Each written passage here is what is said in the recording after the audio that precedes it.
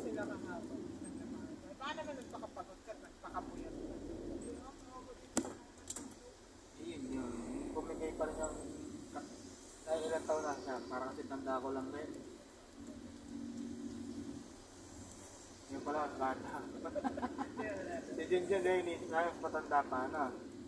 Kaya nga, kuya nga ang tawag ko dati dun eh. Kasi best talaga. Paano kami ligawan ni Bunyan si best? Ay, eh. Tapos ang napatutar pa kayo. Ate, tinapong gapo-gapo niya yun sa damit niya. Sabi niya yung best. January na eh. No?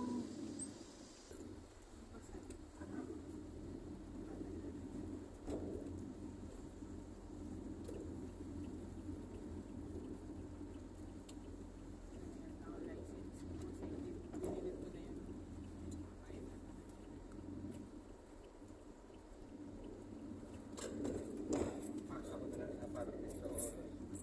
Tapos i-send ko sa i-print ko na lang yung transaction sa ano.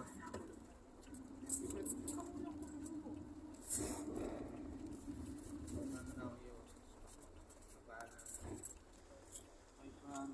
Ano naman naman. Eh bakit yung iba gusto ng boundary no? Naginip ng gusto ng po. Feeling kasi na pag na-boundary, untouchable sila doon, no? Sila pwedeng, ano yun,